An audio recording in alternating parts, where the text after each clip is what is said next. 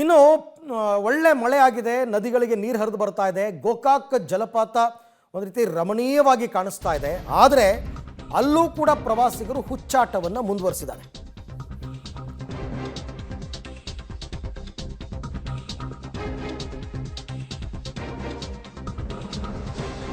ಗೋಕಾಕ್ ಜಲಪಾತದಲ್ಲಿ ಪ್ರವಾಸಿಗರ ಹುಚ್ಚಾಟ, ಸಾವಿನ ಸೆಲ್ಫಿಯನ್ನು ಕ್ಲಿಕ್ಕಿಸ್ಕೋತಾ ಇದ್ದಾರೆ ಪ್ರವಾಸಿಗರು.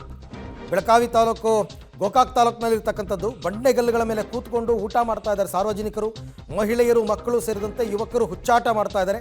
ಆದರೆ ಜಲಪಾತಕ್ಕೆ ಭದ್ರತೆಯನ್ನು ಒದಗಿಸದೆ ಪೊಲೀಸರು ನಿರ್ಲಕ್ಷ್ಯ ಮಾಡ್ತಾ ಇದ್ದಾರೆ. ಈ ಕೆಲಸ ಆಗಬೇಕು ನಿಜ. ಇತ್ತೀಚೆಗೆ ಮಹಾರಾಷ್ಟ್ರದಲ್ಲಿ ನಡೆದಂತಹ ಒಂದು ಘಟನೆ ನಿಮಗೆ ನೆನಪಿರಬೇಕು.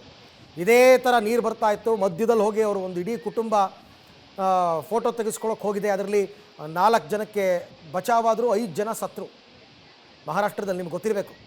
ಇಲ್ಲೂ ಇದೇ ಕೆಲಸ ಮಾಡ್ತಾ ಇದ್ದಾರೆ. ಆದರೆ ಇಲ್ಲಿ ಒಂದು ಬ್ಯಾರಿಕೇಡ್ ಥರ ಹಾಕೋದು ಅಥವಾ ಪೊಲೀಸ್ ಕಾವಲನ್ನು ಹಾಕೋದು ಏನಾದರೂ ಒಂದು ಮಾಡಬೇಕು. ಒಂಚೂರು ಹೆಚ್ಚು ಕಡಿಮೆ ಆದ್ರೂ ಆ ಪ್ರಾಣಕ್ಕೆ ಅವರೇ ಹೊಣೆ. ಆಮೇಲೆ ಇನ್ನೇನು ಕೇಳ್ಕೊಡ್ದವರು, ಅದನ್ನು ಅರ್ಥ ಮಾಡ್ಕೋಬೇಕು. ಆ ಥರ ಆಗಬಾರ್ದು. ಆದರೆ ಪರಿಹಾರ ಕೊಡಿ, ಅದು ಕೊಡಿ, ಇದು ಕೊಡಿ. ನಿಮ್ಗೆ ಹೇಳಿದ್ವಾ ಅಲ್ಲಿ ಹೋಗಿ ನಿಂತ್ಕೊಳ್ಳಿ ಅಂತ. ಅಷ್ಟು ನೀರಿನ ಪ್ರಮಾಣ ಏಕಾಏಕಿ ಜಾಸ್ತಿ ಆದರೆ ಏನು ಮಾಡ್ತಾರೆ ಇವರು?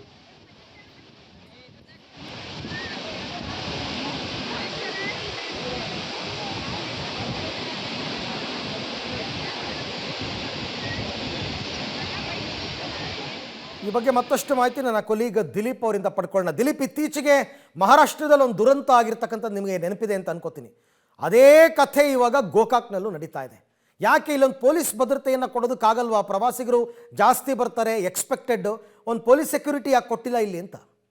ಹೌದು ಅರವಿಂದ್, ಪ್ರಮುಖವಾಗಿ ಏನಂತಂದ್ರೆ ಇಲ್ಲೊಂದಿಷ್ಟು ಪೊಲೀಸ್ ವ್ಯವಸ್ಥೆ ಇರುತ್ತೆ. ಆದ್ರೆ ಅಲ್ಲಿ ಗೋಕಾಕ್ ಫಾಲ್ಸ್ ಔಟ್ ಪೋಸ್ಟ್ ಕೂಡ ಬೆಳಗಾವಿ ಜಿಲ್ಲಾ ಪೊಲೀಸ್ ತೆಗೆದಿರುವಂತದ್ದು. ಹೀಗಾಗಿ ಇಲ್ಲೊಂದಿಷ್ಟು ಪೊಲೀಸ್ ಇಲ್ಲ ಅಂತ ಹೇಳಿ ಹೋಗಿರ್ಬೇಕು. ಆದ್ರೆ ಇಲ್ಲಿ ಒಂದು ಪೊಲೀಸ್ ವ್ಯವಸ್ಥೆನ ಮಾಡಿದ್ದಾರೆ. ಏಕಾಏಕಿ ಬಹಳಷ್ಟು ಜನ ನುಗ್ತಾ ಇರೋದ್ರೆ ಕೇವಲ 2-3 ಪೊಲೀಸ್ ಸಾಧ್ಯ ಇಲ್ಲ. ಒಂದಿಷ್ಟು ಜಾಸ್ತಿ ಪೊಲೀಸರ ನಿಯೋಜನೆ ಮಾಡಬೇಕಾಗಿರುತ್ತೆ. ಬೆಳಗಾವಿ ಪೊಲೀಸ್ ವರಿಷ್ಠಾಧಿಕಾರಿ ಗಮನಕ್ಕೆ ತರುವಂತದ್ದು ಇದ ವಿಚಾರ ಕೂಡ ಆಗ್ತಾ ಇರುವಂತದ್ದು ಅರವಿಂದ್.